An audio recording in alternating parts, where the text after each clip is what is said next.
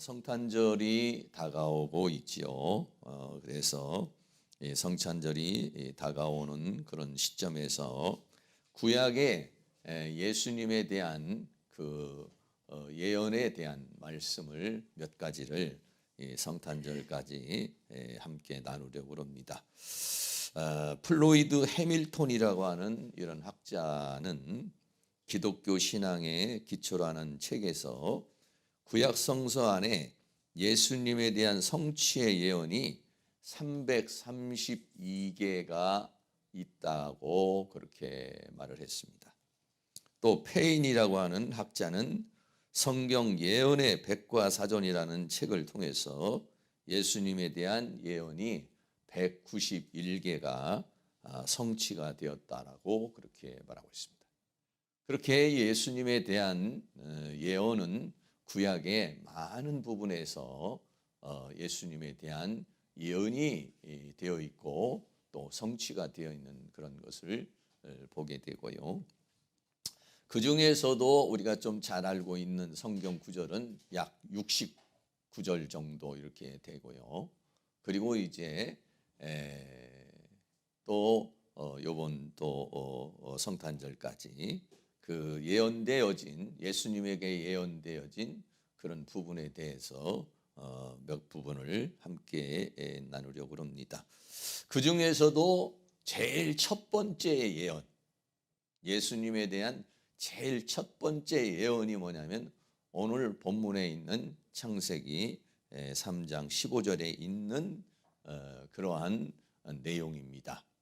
그래서 그 내용은 뭐냐면 예수님께서 여자의 후손으로 오실 것이다 라고 하는 예언이 예수님이 탄생하시기 전 4,000년 전에, 예수님이 태어나시기 전 4,000년 전에 기록되어진 바로 이 창세기를 통해서 오늘 우리에게 말씀해 주고 있는 그런 부분이시죠.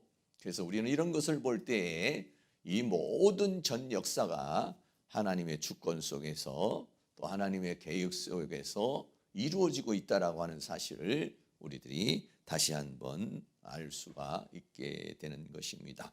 그래서 예수님은 여자의 후손으로 오실 것이다라고 하는 이 말씀의 내용은 첫 번째는 예수님은 남자의 씨로 오신 분이 아니다라고 하는 겁니다.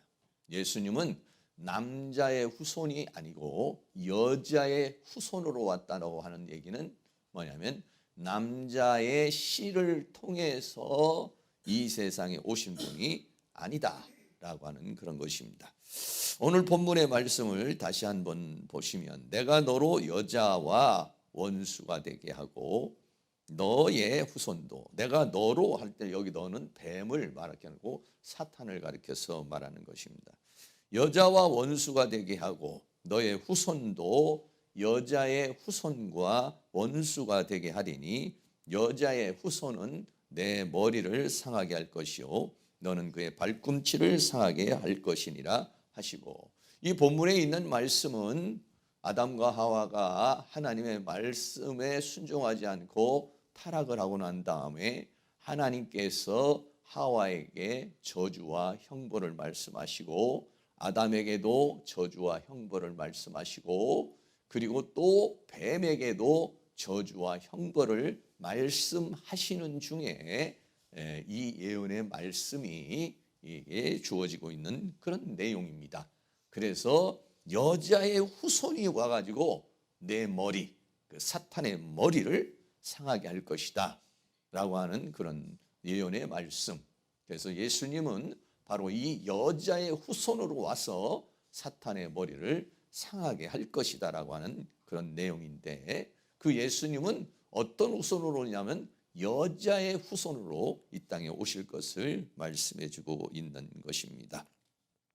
마태복음에 있는 족보를 보면은요, 이 족보에 보면은 이렇게 되어 있습니다. 마태복음 1장 2절에 보면 아브라함이 이삭을 낳고 이삭은 야곱을 낳고 야곱은 유다와 그의 형제를 낳고 하면서요, 마태복음에서는 42대에 걸쳐서 예수님이 오시기까지의 그런 과정에서 누가 누구를 낳고 누가 누구를 낳고 하는 과정에 대해서 전 역사를 말해주고 있는 것입니다. 유대 사회는요, 당시의 유대 사회는 남자 중심의 그러한 세상입니다. 그리고 족보를 기록을 해도 낳는 것은 여자가 낳는 것이지만은 그러나 여자가 낳았다라고 그렇게 말하지 않고 남자가 낳았다. 아브라함이 이삭을 낳았다. 사라가 이삭을 낳았다. 이렇게 말하지 않습니다. 아브라함이 이삭을 낳았다. 이삭의 아내가 야곱을 낳았다. 이렇게 말하지 않고 이삭이 야곱을 낳았다. 이렇게 합니다. 야곱의 아내가 누구를 낳았다라고 말하지 않고 그렇지 않고 남자 중심적으로 그렇게 계보가 이어지는 그리고 그 계보를 말해주고 있는 것을 우리는 알 수가 있는 것입니다. 그런데요, 이 마태복음의 족보에서 여성이 한 3사람 정도 이렇게 나오는데 그럼에도 불구하고 그 여성이 영적인 영향을 끼치거나 아니면은 여러 가지 좀 많은 중심적인 그러한 그런 역할을 한 여성들이 몇 사람이 있어요.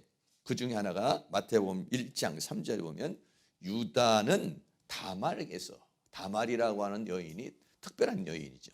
그런데 뭐라고 하냐면 그 여인이 족보에 올라간다 할지라도 유다는 다말에게서 베레스와 세레를 낳았다.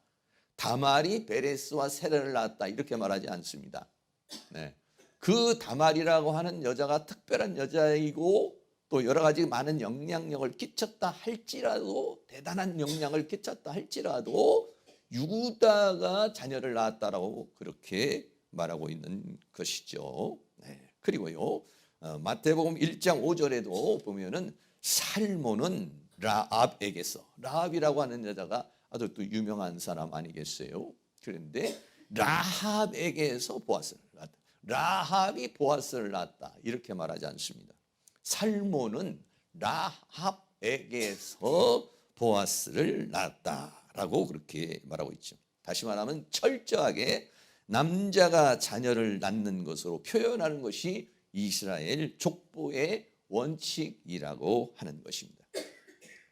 그런데 이 원칙이 지금 마태복음 1장에 있는 이 족보 중에서 이 원칙이 딱 한 번 깨져요. 이 패턴이 한 번 깨지는 패턴이 어느 때입니까? 바로 예수님에게 와서 그 패턴이 한 번이 깨지게 되는 거예요. 뭐라고 말합니까? 마태복음 1장 16절을 같이 한번 읽습니다. 야곱은 마리아의 남편 요셉을 낳으니 마리아에게서 그리스도라 칭하는 예수가 나시니라 라고 그렇게 말합니다. 야곱은 마리아의 남편인 요셉을 낳았다. 다시 말하면 야곱이 누가? 요셉을 낳았다는 거예요. 그럼 요셉이 이런 패턴대로라면 요셉이 예수를 낳으니라 이렇게 말해야 되는데 여기서는 뭐라고 씁니다. 마리아에게서 그리스도라 칭하는 예수가 나시나. 네, 그래서 요셉이 낳았다 이렇게 말하지 않고 마리아에게서 그리스도라 칭하는 예수가 나시니라 라고 그렇게 말하고 있어요. 다시 말하면 예수님은 이러한 요셉과 마리아를 통해서 이 땅에 오셨지만은 그러나 요셉이 낳은 자가 아니라는 거예요. 요셉의 씨를 받아서 남자의 씨를 받아서 태어난 이 세상에 오신 분이 아니라고 하는 것은 족보를 통해서 우리에게 말해주고 있는 것이죠. 예수님은 요셉과 마리아의 그런 외적으로는 호적상으로는 요셉과 마리아의 자녀이지만은 인간의 씨의 혈통으로서 태어난 자가 아니라고 하는 것을 이 족보를 통해서 족보의 전체 42대의 족보를 얘기하면서 예수님에게 와서만은 요셉이 예수를 낳았다라고 말하지 않고 마리아에게서 그리스도라고 칭하는 예수가 나시니라. 그래서 어떻게 했습니까? 창세기 3장 15절에서 4,000년 전에 예수님이 오시기 전 4,000년 전에 창세기가 기록되어 창세기에서 선포되어진 그 말씀이 이루어지는데 바로 여자의 후손으로 예수님이 오실 것이라고 하는 것에 대해서 마태복음 1장 16절은 이렇게 성취가 되었다라고 하는 것을 말씀해 주고 있는 것입니다. 그러면 왜 예수님은 여자의 후손이어야 하는가? 예수님은 남자의 후손이 아니라 왜 여자의 후손으로 와야 되는 것인가 하는 것입니다. 그 중에서 가장 중요한 것 중에 하나가 뭐냐면 예수님은 이 땅에 인간들의 죄를 해서 우리를 구원하시기 위해서 예수님께서 이 땅에 오셨는데, 이 땅에 오신 예수님도 죄인이라면 죄인이 죄인을 구원할 수가 없다라고 하는 것입니다. 만일 예수님이 남자의 후손으로 왔다면 예수님도 원죄를 가진 인간이죠. 예수님도 죄인이죠. 그 죄인이 죄인을 구원할 수 없다라고 하는 것입니다. 그래서 원죄가 없는 인간으로 세상에 오시기 위해서 여자의 후손으로 오신 것이다는 것입니다. 그래서요, 많은 사람이 그런 얘기를 해줘. 아유, 예수님도 어렸을 때는 부모님도 말 안 들었을 거고 형제들하고 말다툼도 했을 거고 예수님도 죄를 짓지 않았겠느냐라고 그러지만 예수님은 죄를 짓지 않습니다. 죄를 짓지 않았습니다. 왜 죄를 짓지 않았냐? 죄를 지을 수 있는 죄의 속성 자체가 예수님에게는 없기 때문이죠. 그래서 히브리서 4장 15절 말씀을 같이 한번 읽습니다. 우리에게 있는 대제사장은 우리 연약함을 채울하지 아니하는 자가 아니요 모든 일에 우리와 한결같이 시험을 받은 자로되 죄는 없으시느니라 그랬어요. 우리에게 있는 대제사장이 누굽니까? 예수님을 가리켜서 말하고 있죠. 근데 예수님은 뭐라고 그랬어요? 죄는 없으시느니라. 왜 죄가 없느냐? 이 세상에 남자의 씨를 통해서 태어난 모든 자는 원죄를 가지고 태어나는 것이고 죄의 속성을 가지고 태어나는 거예요. 그런데 예수님은 남자의 씨로 이 땅에 오신 분이 아니기 때문에 죄가 없다라고 하는 것입니다. 다시 말하면 예수님만이 인류의 죄의 모든 죄짐을 짊어지고 죽으심으로 죄를 사하실 수 없는 죄 없는 분이라고 하는 것입니다. 오늘날의 수많은 이단 중에서 자신이 예수님이다, 자신이 하나님이다 이렇게 말하는 사람들이 있어요. 근데 그거는 다 가짜입니다. 왜? 그들은 전부 다 남자의 씨를 받아서 태어난 원죄를 가지고 태어난 인간들이에요. 남녀와의 관계를 통해서 이 땅에 온 자들은 구주가 될 수 없어요. 왜 그러느냐? 죄를 가지고 있는 거예요. 아무리 선하게 사는 사람이고 아무리 능력이 있는 사람이고 아무리 힘 있는 사람이라도 그 사람들이 구세주가 될 수 없고 구원자가 될 수 없는 이유 중에 하나는 뭐냐면 그들도 원죄로 인해서 지옥 갈 죄인이라는 것이에요. 그렇기 때문에 인간은 구원자가 될 수 없다. 할렐루야. 그렇습니다. 많은 사람들이 좀 능력이 나타나고 뭔가 좀 말씀에 좀 뭔가 또 신비한 게 있으면 따라가는데 그도 똑같이 신천지에 있는 이만희도 똑같은 원죄를 가지고 예수 믿지 않으면 지옥 가는 인간입니다. 문선명도 마찬가지입니다. 박태선도 마찬가지입니다. 수많은 이단들도 전부 다 엄마 아버지가 있어요. 그 관계를 통해서 태어난 존재는 전부 다 원죄를 가지고 태어나는 자예요. 원죄를 가지고 태어난 존재는요 자기 구원받기도 버거운 겁니다. 사실은. 그리고 그는요 살면서 죄를 안 지을 수가 없어요. 왜? 죄라는 속성 자체를 가지고 있는 것이기 때문에 그래요. 우리 바닷가에 있는 개를 놓고서 딱 놓으면 어떻습니까? 그 바닷개가 앞으로 전진하는 그 바닷개가 있습니까? 전부 다 옆으로 가죠. 왜 그러냐면 그렇게 속성이 되어져 있기 때문에 그런 거예요.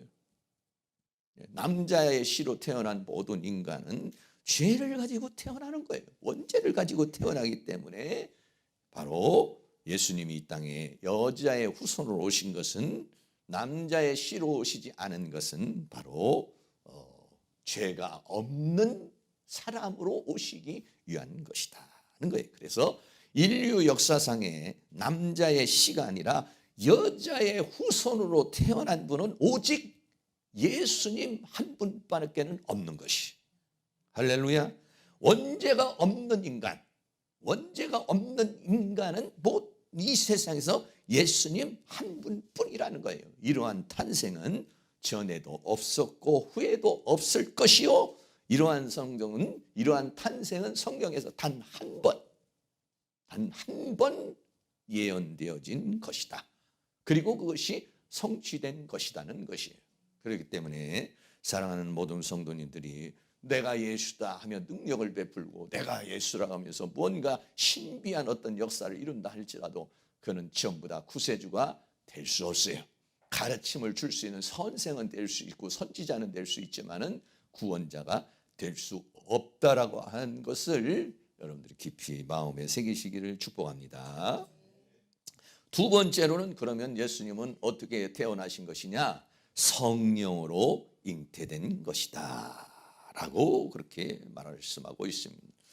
누가복음 1장 35절 보면은, 누가복음 1장 31절에서부터 이렇게 쭉 보면은요, 거기에는요 예수님의 탄생의 과정에 대해서 설명을 하고 있습니다. 천사가 마리아에게 와가지고 뭐라고 하냐면 네가 아들을 낳으니 그 이름을 예수라고 하라 라고 그렇게 말을 합니다.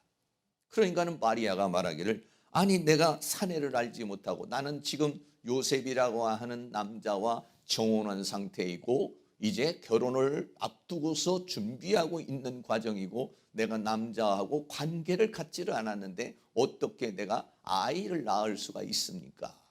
라고 그렇게 천사에게 이야기를 하죠. 그러니까는 뭐라고 천사가 말합니까? 누가복음 1장 35절에 천사가 대답하여 가를 때 성령이 내게 임하시고 지극히 높으신 이의 능력이 너를 덮으시리니 이러므로 나실 바 거룩한 자는 하나님의 아들이라 일컬으리라 라고 설명을 해줬습니다. 나는 사내를 알지 못하는 내가 어떻게 아이를 잉태할 수 있습니까? 라고 말하니까 천사가 설명을 해줍니다. 성령이 너에게 임할 것이다. 그리고 지극히 높으신 자의 능력이 너를 덮을 것이고 그러므로 내 안에 예수라고 하는 아이가 탄생하게 될 것이다. 그래서 그 거룩한 자의 이름을 하나님의 아들이라 일컬으리라 라고 그렇게 설명을 해주고 있는 것입니다.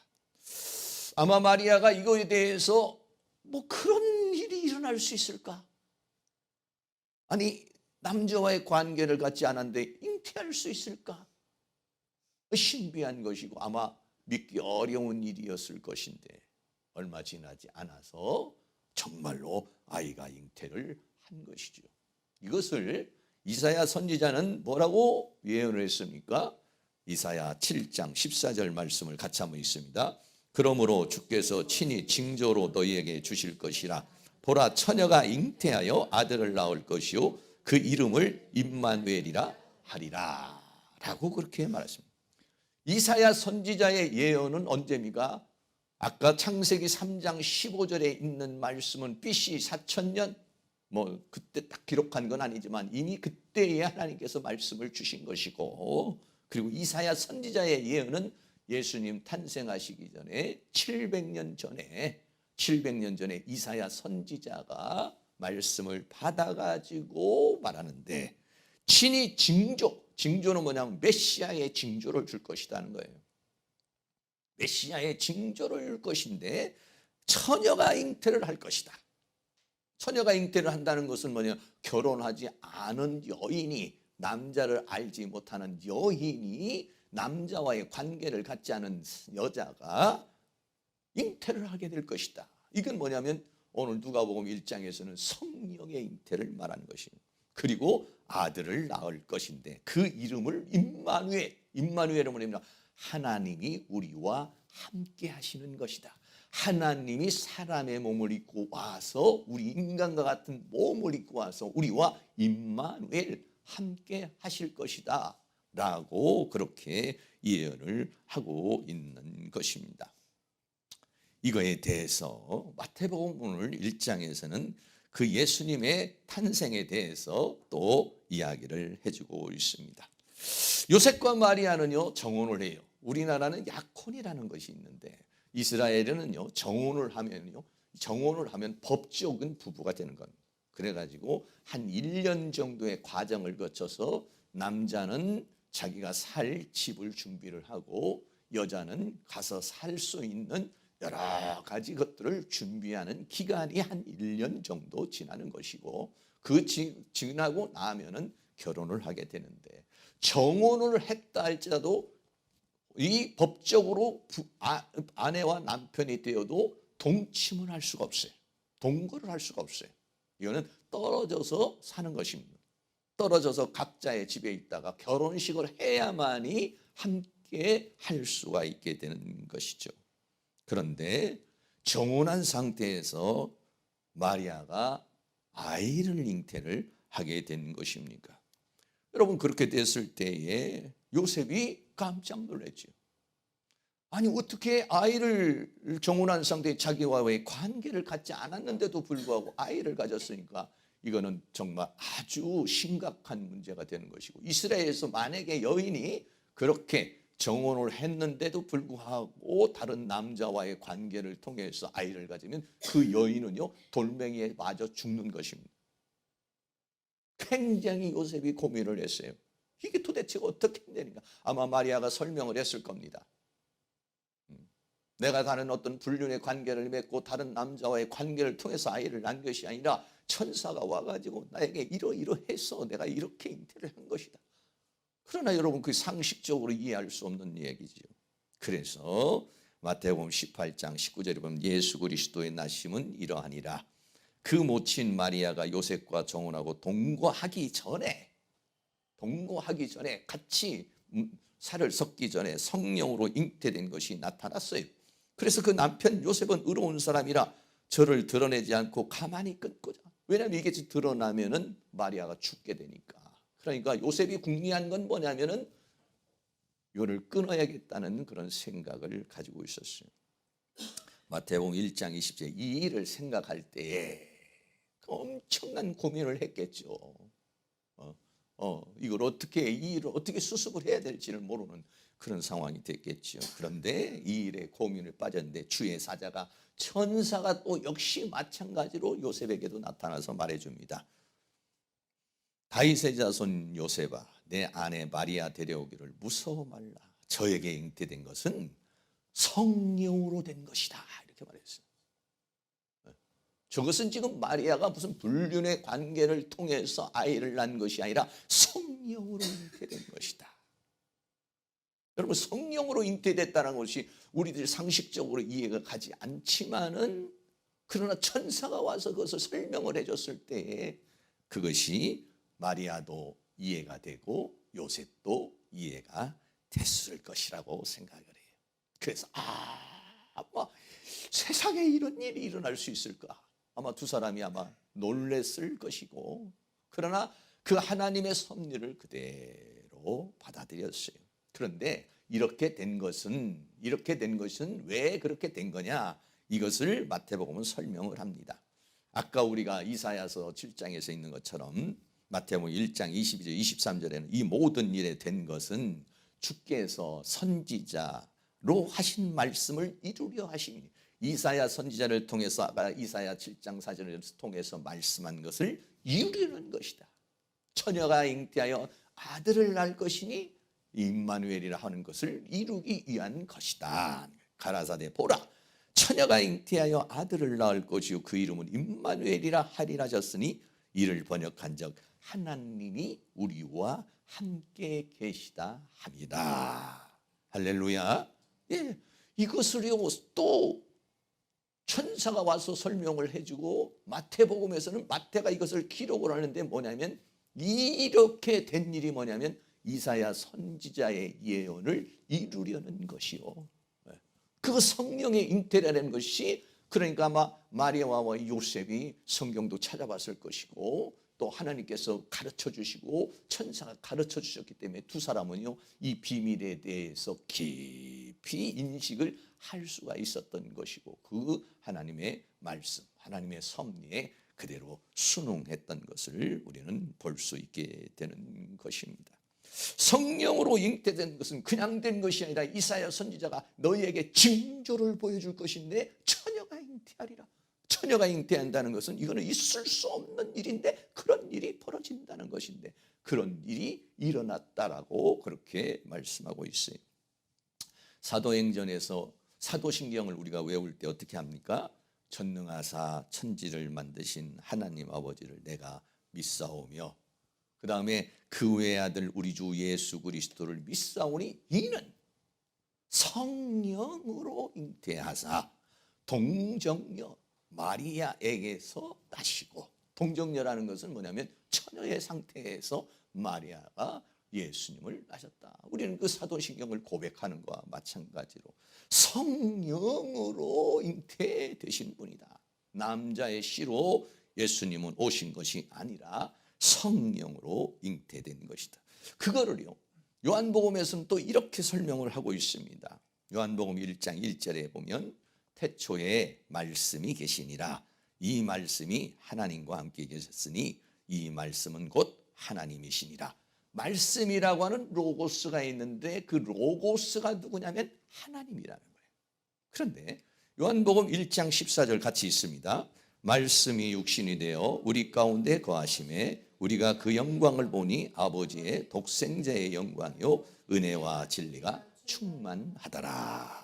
요한복음에서는 뭐라고 하냐면 말씀, 로고스이신 하나님이신 그분이 육신의 몸을 입고 우리 가운데 거하셔서 우리가 그 영광을 보니 독생자의 영광이요 그분 안에는 은혜와 진리가 충만하더라 라고 요한복음은 그 예수님의 탄생에 대해서, 예수님이 사람의 몸을 입고 이 땅에 탄생하심에 대해서 이렇게 우리에게 설명해 주고 있는 것이, 그 성령으로 잉태되신, 왜냐? 우리는 성령으로 잉태된 게 이해하기가 어려워요. 그런데요 하나님의 세계에서는요 이해가 되지 못할 게 없죠. 왜? 하나님은 전지전능하시기 때문에. 할렐루야. 인간의 룰과 자연의 법칙을 초월해서 역사하시는 것이 하나님의 세계인데 바로 그 태초에 계시는 로고스이신 하나님께서 이 땅에 육신을 입고 오신 분이요 우리가 그 영광을 보니까 독생자의 영광이요 그분 안에는 은혜와 진리가 충만하더라 라고 요한복음은 설명하고 있어요. 이거를 빌립보서에서는 이렇게 설명했습니다. 빌립보 2장 6절 7절도 같이 있습니다. 그는 근본 하나님의 본체시나 하나님과 동등됨을 취할 것으로 여기지 아니하시고 오히려 자기를 비어 종의 형체를 가져 하나님들과 같이 되었고. 아멘. 그는, 예수님은 뭐냐? 하나님의 본체라 그랬어요. 본체라는 건 하나님 자신이라는 얘기예요. 삼위일체의 하나님 자신이라는 거예요. 그런데 하나님과 동등됨을 취하지 않고 보좌의 영광을 버리고 이 땅에 사람들과 같이 되었다. 다시 말하면 사람의 모습으로 이 땅에 오셨다라고 하는 것을 우리에게 말씀해 주고 있는 것입니다. 다시 말하면 예수님은 어떤 분이십니까? 태초의 말씀이신 하나님이요 하나님의 본체이신 그 하나님이 성령으로 마리아라고 하는 몸을 빌어서 잉태가 되어서 사람의 모습으로 이 땅에 오신 분이 누구냐면 예수님이라는 것이죠. 할렐루야. 하나님의 가르치심과 인도하심 따라서 성령의 잉태하심을 충분히 이해할 수 있기를 주의 이름으로 축복합니다. 그래서 창세기 3장 15절에서는 그 여자의 후손이라고 하는 그 한마디에는 엄청난 이런 성령의 잉태하심과 말씀이신 하나님이 이 세상에 오심과 이러한 모든 내용들이 여자의 후손이라고 하는 그 낱말 속에서 담겨져 있는 것이죠. 그래서 그 여자의 후손이 와서 지금 창세기 3장 15절에서는 지금 뱀에게 저주를 내리면서 지금 하시는 그 말씀 중에 창세기 3장 15절의 말씀이 나와서 어떻게 하겠다는 거예요. 너 뱀, 너 사탄을 이분이 와서 너리를 부숴버릴 것이다 라고 하는 것이. 그래서 세 번째로는요, 예수님이 오신 이유가 뭐냐면 사탄을 멸하려고 오시는 분. 우리 아담과 하와를 유혹하고 하나님을 거역한 이 존재를 멸하기 위해서 여자의 후손으로 사람의 몸을 입고 하나님이 사람의 몸을 입고 이 땅에 와서 사탄의 세계를 멸하기 위해서 오신다는 것이. 창세기 3장 15절에 내가 너로 여자와 원수가 되게 하고 너의 후손도 여자의 후손과 원수가 되게 하리니 여자의 후손은 내 머리를 상하게 할 것이요 너는 그의 팔꿈치를 상하게 할 것이라 라고 그렇게 말씀하신 거예요. 그러니까 예수님이 오시는 창세기 3장 15절에 포커스, 예수님이 여자의 후손으로 오시는 포커스는 뭐냐면 그 뱀, 사탄, 이것을 머리를 상하게 해서 이 사탄의 세계를 멸하기 위해서 오실 것이다. 그러니까 사람이 사탄에 의해서 패배를 해버리고 저주를 받고 형벌을 받은 상황에서 사탄을 이길 수 없는 사탄의 종로로 타고 있는 인생에게는 뭐예요? 이게 복음이라는 것이죠. 할렐루야. 그래서 예수님께서 이 땅에 오신 것은 사탄을 멸하게 오셨다라고 그렇게 말했어요. 요한일서 3장 8절 말씀이 있습니다. 죄를 짓는 자는 마귀에게 속하나니 마귀는 처음부터 범죄함이니라. 하나님의 아들이 나타나신 것은 마귀의 일을 멸하려 하심이니라. 아멘. 하나님의 아들이 이 세상에 오신 목적이 여러 가지가 있지만 그 중에서 창세기 3장 15절에서 우리에게 말씀하신 것은 하나님의 아들이 나타나신 것은 마귀의 일을 멸하려고 예수님께서 오셨다라고 그렇게 말했어요. 그래서 예수님이 오셔서 하신 일 중에 하나가 뭡니까? 귀신을 쫓아내는 거예요. 마태복음 8장 16절에 정올매 예수님들이 귀신 들린 자를 많이 데리고 예수께 오거늘. 그러니까 예수님 오기 전에 참 이 귀신에게 사로잡혀 사는 거예요. 마귀에게 사로잡혀 사는 거예요. 사탄에게 사로잡혀서 인생을 살아가는 거예요. 마귀의 종로 타고 세상의 종로 타고 죄의 종로로 타고 사망의 종로 타며 그렇게 살아가고 있는. 그러니까 예수님께서 말씀으로 귀신들을 쫓아내시고. 왜? 예수님이 오셔서 하는 일이 뭐냐면 이 사탄의 세계를 드러내는 것이고 그 사탄의 세계를 쫓아내는 것이고 사탄의 세계를 멸하려고 이 땅에 오시는 것이고, 그리고 예수님이 그렇게만 할 뿐만 아니라 어떻게 우리에게도 귀신을 쫓아낼 수 있는 권세를 주셨다. 할렐루야. 마태복음 10장 1절도 같이 있습니다. 예수께서 그 12제자를 부르사 더러운 귀신을 쫓아내며 모든 병과 모든 약한 것을 고치는 권능을 주시니라. 아멘. 마태복음 10장 1절에서는 예수님의 제자들에게 이런 권세를 주었지만 오늘날 우리 모두에게도 이 권세를 주님은 주신 줄로 믿습니다. 왜? 믿는 자는 사탄과 싸워서 이길 수 있는 능력을 주신다고 그랬어요. 사탄 귀신을 쫓아내며 병을 고치며 약한 것을 고치는 권능을 주셨다. 누구에게? 믿는 자에게. 그것을 믿는 사람에게는. 그러니까 예수님도 이 세상에 사탄의 세계를 멸하고 오셨지만 그 권세를 우리에게 주셨다는 것이에요. 그러므로 우리도 어떻게 합니까? 제자들과 같이 그런 권능과 권세를 받아서 원수마귀 더러운 귀신들을 쫓아내고 더 나아가서는 모든 질병들을 고치고 더 나아가서는 약한 것들을 고쳐서 육체적으로 정신적으로 영적으로 성적으로 강건하여 승리하는 복된 삶을 살 수 있기를 주의 이름으로 축복합니다. 요한계시록 17장 14절 말씀에는 믿는 자는 결과적으로는 사탄과 싸워 이긴다고 그랬어요. 계시록 17장 14절에 있습니다. 저희가 어린 양으로 더불어 싸우려니와 어린 양은 반주해 주시고 만왕의 왕이심으로 저희를 이기실 터이요 또 그와 함께 있는 자들 곧 부르심을 입고 빼내심을 입고 진실한 자들은 이기리로다. 예수님은 만왕의 왕이고 반주해 주시기 때문에 마귀를 이기지만 그와 함께 있는 자들, 주님과 함께 하는 자들, 주님을 믿는 자들도 부르심을 입고 빼내심을 얻고 진실한 자라는 이기리로다 라고 그랬으니, 이 계시록 17장 14절에 있는 이 말씀이 사랑하는 모든 성도님에게 더 강력히 임할 수 있기를 주의 이름으로 축원합니다. 결국은 그래서 어떻게 하면 원수 마귀는요, 풀못으로 들어가는 거예요. 계시록 20장 10절에 또 저희를 미혹하는 마귀가 불과 유황못에 던지오니 거기는 그 짐승과 거짓 선지자도 있어 세세토록 밤낮 괴로움을 받으리라. 마귀가 거기에 불못으로 들어가고요. 그리고 누가 있습니까? 짐승과, 이 짐승은 적그리스도는 말이에요. 그리고 거짓 선지자도 있고, 그리고요, 짐승과 거짓 선지자의 미혹에 넘어간 모든 존재들이 지옥불에 들어가는 것이에요. 우리는 어떻게 합니까? 지옥불에 들어갈 자가 아니라 오히려 원수 마귀를 이기고 하나님 나라 영원한 세계를 유업으로 받는 자가 될 수 있기를 주의 이름으로 축복합니다. 예수님이 이 세상에 오신 것이 왜 그렇게 중요한가? 예수님이 이 세상에 오신 이 성탄절, 이것이 왜 우리에게 매우 중요하냐 이런 얘기죠. 그거는 예수님이 오셔야 창세기 3장 15절에 있는 말씀의 예언이 성취되기 때문에 그런 거예요. 성경에 예언된 구원의 역사가 성취되기 때문에 예수님이 오신 것이 그렇게 중요한 것이라는 거예요. 예수님이 오셔야 구원의 역사가 이루어지는 거예요.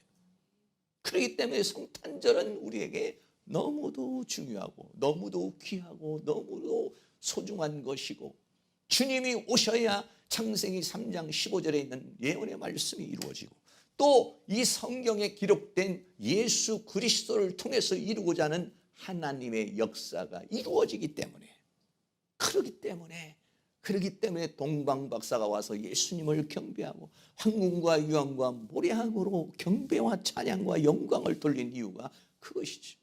오늘 우리들도요, 이 성탄절을 통해서 우리 어린이들이 또 준비도 하고 우리가 성탄절을 준비하지만은 그냥 흘려보낼 것이 아니라 이 성탄절이 없다면,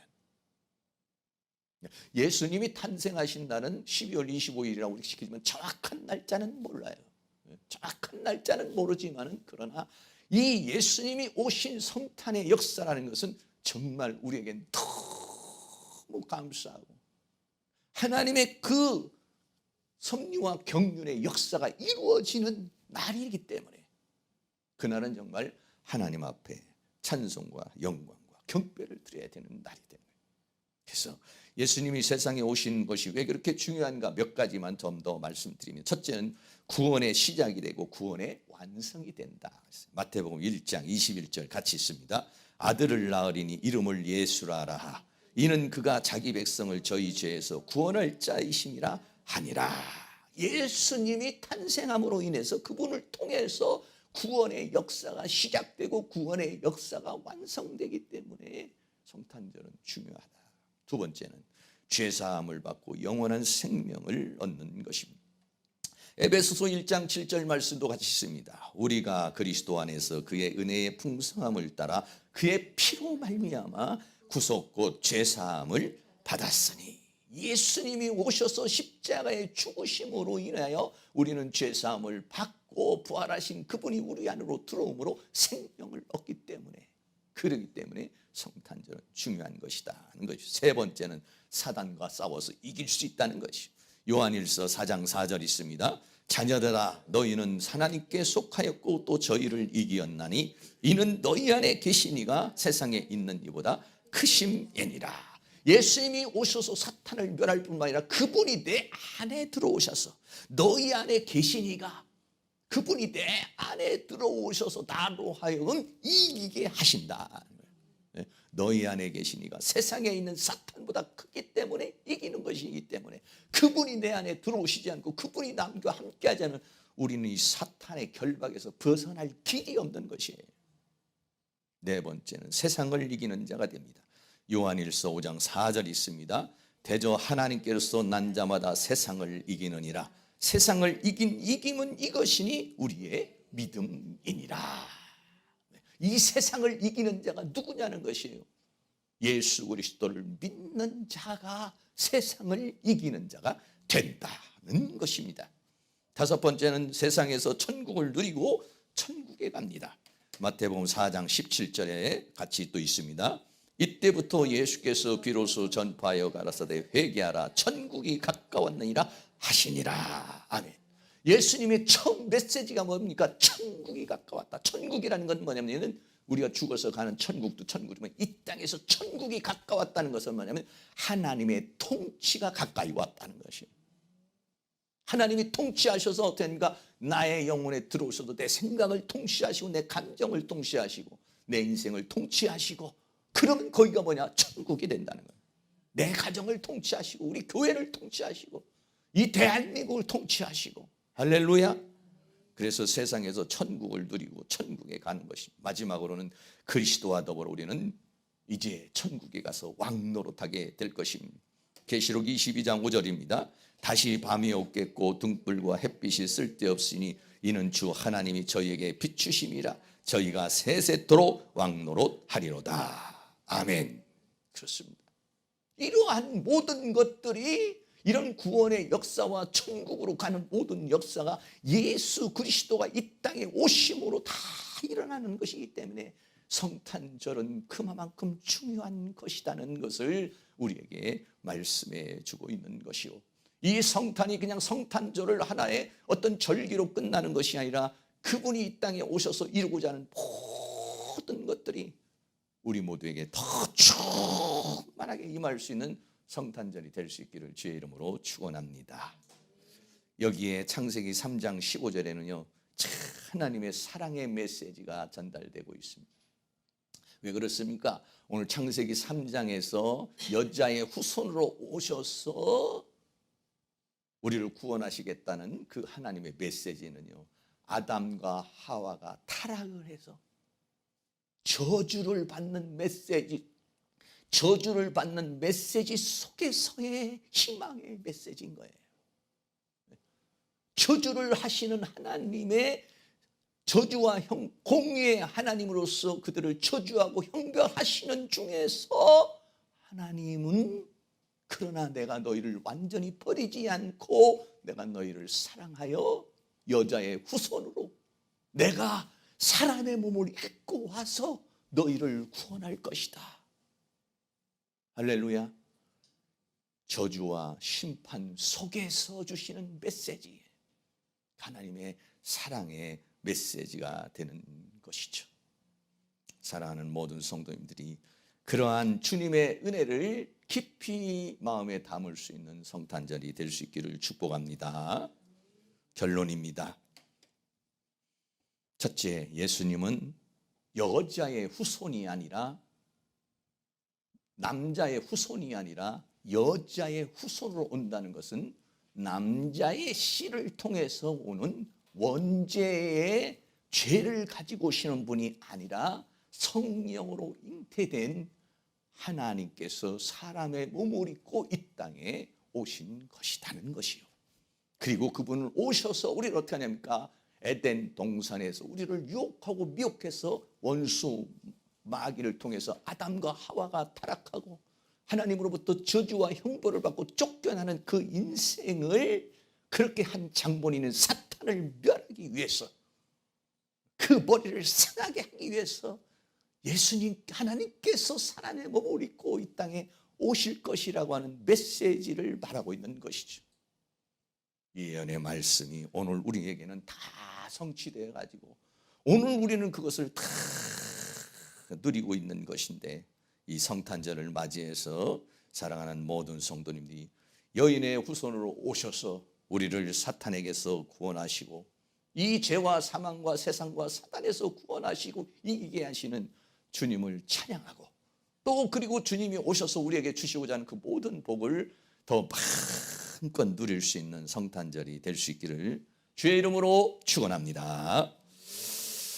찬양, 오늘은 393장, 예수님께서 이 땅에 오셔서 원수 마귀를 깨뜨리시고 부서뜨리고 그러기 위해서 오신 그 주님의 은혜 속에서 우리도 이 땅에 살면서 이 원수 마귀를 과감하게 싸워서 이기고 승리하는 그런 찬양을 같이 한번 하겠습니다. 찬송가 393장입니다. 박수하면서 하겠습니다. 우리도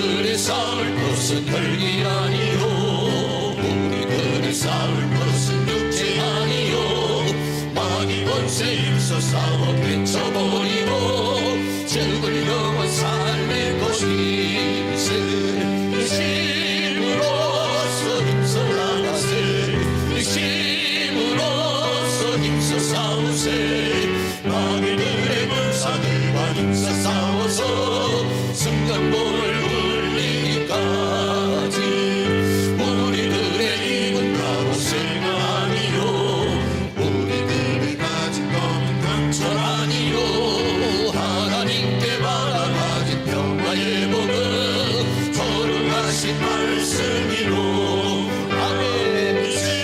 힘으로써 힘써 나가세 힘으로서 힘써 싸우세 마귀들의 군사들과 힘써 싸워서 승전보를 울리기까지 악한 마귀 제라 우리 강할지라도 우리들의 대장 예수 앞서 가시니 두려워 말고 용기 있게 힘써 싸우세 죄의 승리 얻을 때까지 힘으로써 힘써 나가세 힘으로써 힘써 싸우세 마귀들의 군사들과 힘써 싸워서 승전보를 울리기까지 죄악 중에 빠진 사람 죄를 뉘우쳐 십자가에 달린 예수 믿기만 하며 위태한 데 빠진 영혼 구원 얻어서 천국 백성 될 것이니 힘으로써 힘써 나가세 힘으로써 힘써 싸우세 마귀들의 군사들과 힘써 싸워서 승전보를 올리기까지. 할렐루야. 이 시간 동성으로 한번 기도하겠습니다. 여자의 우선을 모아서 뱀의 머리를 상하게 하고 우리를 사탄의 지배에서 건져내시고 우리를 이 죄와 사망과 세상과 사단 가운데서 우리를 구원하시기를 원하시는 주님, 그리고 원수 마귀와 싸워서 이기고 승리하는 삶을 살기를 원하는 주님, 그 은혜를 우리가 받아서 하나님 주시는 힘과 능력을 받아서 우리가 이 원수 마귀와 능히 싸워 승리할 수 있는 힘을 주시고 능력을 주시고 제자들에게 더러운 귀신을 쫓아내며 병을 고치며 약한 것을 고치는 권능을 주신 것처럼 우리에게도 큰 권능을 주셔서 승리하는 삶을 살아갈 수 있도록 주님 역사해 달라고 다 같이 동성으로 기도합니다. 할렐루야. 거룩하시고 사랑이 많으신 우리 아버지 하나님, 은혜와 사랑을 감사합니다. 우리 주님께서 여자의 후손으로 이 땅에 오셔서 아버지 하나님의 하늘의 보좌를 버리고 이 땅에 오셔서 우리를 구원하신 주님의 은혜와 사랑을 감사를 드립니다. 우리는 이제 아버지 하나님께서 이 땅에서 이루으신 그 모든 역사를 이루어서 우리도 이제는 사탄의 종로를 하지 않고 죄의 종로를 하지 않고 세상의 종로를 하지 않고 아버지 하나님의 은혜와 사랑 가운데서 능히 이기고 승리하는 그런 삶을 살아갈 수 있도록 우리 하나님께서 큰 은혜와 사랑으로 인도해 주시기를 간절히 원합니다. 성탄절을 맞이하여서 이 땅에 아버지 하나님 사탄을 멸하기 위해서 오신 주님의 능력을 받아서 우리도 아버지 하나님의 더러운 귀신들을 쫓아내고 질병을 고치며 약한 것을 고치는 권능을 가지고 승리하는 삶을 살아갈 수 있도록 우리 하나님의 은혜와 사랑으로 인도하여